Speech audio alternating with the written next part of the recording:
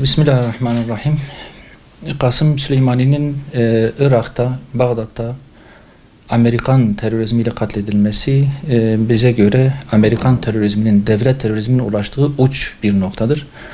Ve bununla beraber şunu da göstermektedir. Bundan sonra Orta Doğu'da özellikle yeni bir sürecin başladığını söyleyebiliriz. Amerikan ve Siyonizm işbirliğinin ortaya koyduğu bir konsept var. Ve bu olay da bunu göstermektedir ki bundan sonra Amerikan-Siyonizm işbirliğinin doğurduğu konsept bundan sonra yeni bir süreç içerisine girecektir. Ve bu süreci de şöyle özetleyebiliriz.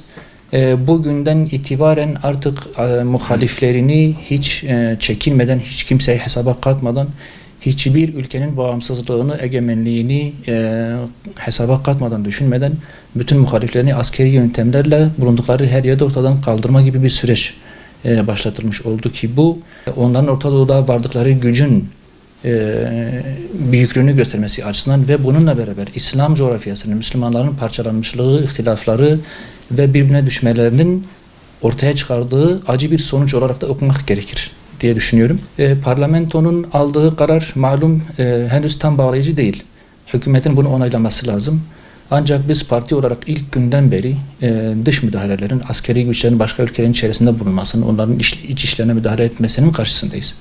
Bu konuyla alakalı sık sık açıklamalar yaptık. Suriye özelinde bu konuyu defalarca dile getirdik. Irak için de ifade ettik. Zaten Irak'ın bu hale gelmesinin en önemli sebebi Amerika'nın Irak işgali ve ondan sonrasında meydana gelen gelişmelerdir. Yani Irak'ın şu anda geldiği noktanın da en önemli sebebi bize göre Amerika'dır.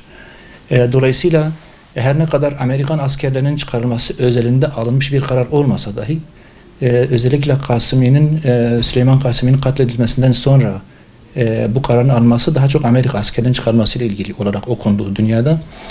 Biz bu kararın isabetli olduğunu düşünüyoruz. Çünkü Amerika'nın orada çok ciddi bir askeri gücü vardır. Üslerle her tarafı donatmışlardır. Ve Irak'ın içerisinde bulunan Amerika'nın bu askeri varlığı hem Irak'ın içini, Irak askerlerini, Irak'ın halkını, sivilleri, bununla beraber de bölgeyi, İran'ı ve diğer komşu ülkeleri de tehdit edecek noktaya gelmiştir. Dolayısıyla artık bölge Amerika'nın bu ciddi gücünü kaldırabilecek bir durumda değildir. Dolayısıyla bu güç artık bundan sonra bölgenin daha da karşılayacağını, saldırıların devam edeceğini, katliamların yapılacağını ve kan akıtacağını okuyabiliyoruz. Bu açıdan karar isabetlidir. İnşallah devamı gelecek ve ülkeden çıkarması sağlanacaktır. Nükleer anlaşmadan çekilme her halükarda dünya için bir kayıptır aslında. Nükleer silahların karşısında olmak bunu gerektiriyor. Nükleer silahların dünyaya kazandıracağı bir şey yoktur. Bu temel bir perspektifimizdir. Bununla beraber İran'ın 5+1 ülkeleriyle imzaladığı bir anlaşma vardı ve gerek Uluslararası Atom Enerjisi gerek Birleşmiş Milletler'in yaptığı denetimler İran'ın bu anlaşmayı ihlal ettiği yönde herhangi bir bulguya ulaşılmadığı yönde açıklamalar yapıldı. Dolayısıyla Amerika Trump sonrasında bu anlaşmayı bozan ülke oldu. Anlaşmayı tek taraflı bozdu ve imzasını geri çekti. Dolayısıyla aslında anlaşmadan çekilen İran değildir, Amerika'dır. Ancak geldiğimiz nokta itibariyle niye bugün çekildi bunun değerlendirilmesi lazım. Bugün Amerika kendisini çok ciddi bir askeri tehdit ve kuşatılmışlık altında hissediyor. Ve bunu kuşatanların en baştakileri malum Amerika, İsrail ve İngiltere ve benzeri ülkelerdir. Bu ittifaktır. Bu ittifak ülkelerinin hepsinde çok ağır nükleer silahlar, konvansiyonel anlamda çok gelişmiş silahlar var. Bunlar herhangi bir denetime de sahip değil. Denetlenemiyorlar da ve bu silahlar da her geçen gün biraz daha geliştiriliyor. Bu denetimin sadece İran'a yüklenmesi bu adalet anlayışı noktasında ciddi bir haksızlıktır. Zaten İran elinde bir nükleer silahın olup olmadığı noktasında da herhangi bir bulgu yok. İran zaten kabul etmiyor. Dünyada İran elinde bir nükleer silah varlığını bugüne kadar ispatlamamıştır. Ve buna rağmen bu anlaşmanın nükleer varlık iddiasının çok ciddi bir ambargoya maruz bırakılması çok ciddi bir haksızlıktır bize göre. Dolayısıyla Amerika'nın baskıları, dayatmaları neticesinde İran'ın çekilmesi bize göre haklı bir gerekçe ile olan bir şeydir. Eğer nükleer anlaşmalar noktasında adil bir denetim yapılacaksa bu herkese yapılmalıdır. Sadece İran'a değil. Amerika'ya da yapılmalıdır, İsrail'e de yapılmalıdır, İngiltere'ye de yapılmalıdır kim bu silahlara sahipse, kim bu silahları geliştirme potansiyeline sahipse hepsinin denetime tabi tutulması lazım. Ancak bugün İran çok ciddi bir kuşatılmışlık ve saldırı altında olduğu halde ve elinde bir nükleer güç olduğu da ispatlanmadığı halde bu kadar ambargoya, denetime tabi tutuluyor. Ancak diğer ülkeler bunu rahatlıkla geliştirebiliyorlar, varlığını inkar etmiyorlar ve bunu yeri geldikçe de tehdit olarak kullanıyorlar. Zaten en son Netanyahu'nun bir açıklamasında elindeki nükleer gücün büyüklüğünden söz etti. Kimisi sehven dedi, ancak biz bunun sehven ifade edilmediğini düşünüyoruz. Bilinçli olarak ifade edilmiş bir mesajdır aslında. Dolayısıyla İran bu noktada çok ciddi bir haksızlığa tabi tutulmaktadır. Çekilme noktasında çekilme hakkına sahiptir, ancak şunu da ifade etmekte fayda var. Her halükarda nükleer silahların denetim altında tutulması lazım. Dünya bunu adil bir mekanizmaya oturtarak yapmalıdır. Sadece İran özelinde değil. Bununla beraber İran'ın ambargoların kaldırılması ve müzakere dönülmesi noktasında eğer adım atılacaksa biz yine müzakereye hazırız ve anlaşmaya uyacağımızı taahhüt ediyoruz diye açıklamalar da yapmışlardır. Bu da bu açıdan sevindiricidir. Şimdi öncelikle yani Amerikan güçlerinin özellikle 1991 yılından sonra bölgede yapmaya çalıştığı bütün adımların, atmaya çalıştığı bütün adımların temelinde bölgedeki halkları birbirine düşman edecek şekilde aralarına fitne tohumları, kin ve nefret tohumları ekerek bölgeyi daha fazla karıştırmaktı.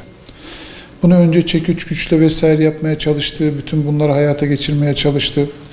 Bugün Irak parlamentosunun almış olduğu karar gerçekten bu anlamda yani hayata geçirilip geçirilemeyeceği henüz kafalarımızda netleşmemiş olsa dahi en azından en basitinden sembolik değeri de olsa dahi önemlidir. Yani burada Irak halkının iradesinin Amerikan güçlerini artık kendi topraklarında istemediğinin parlamento kanalıyla resmen ilan edilmiş olması bunu önemli bir aşama olarak görüyoruz.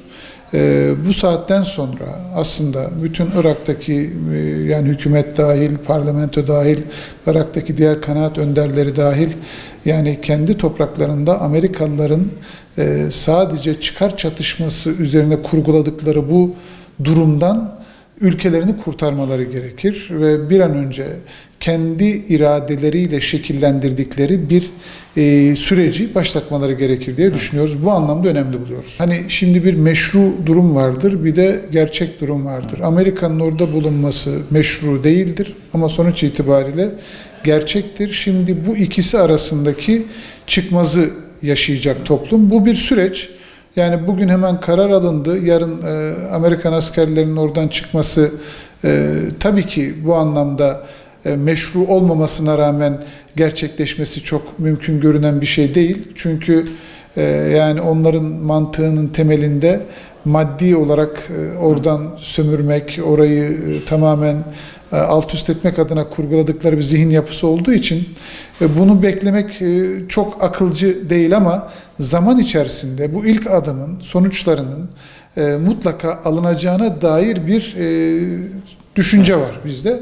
Ama bunun önemli bir adım olduğunu, önemli bir başlangıç olduğunu düşünüyoruz. Şimdi bir kere bu uluslararası hukuka aykırı. Evet. İki, Amerika'nın anayasasına da aykırı.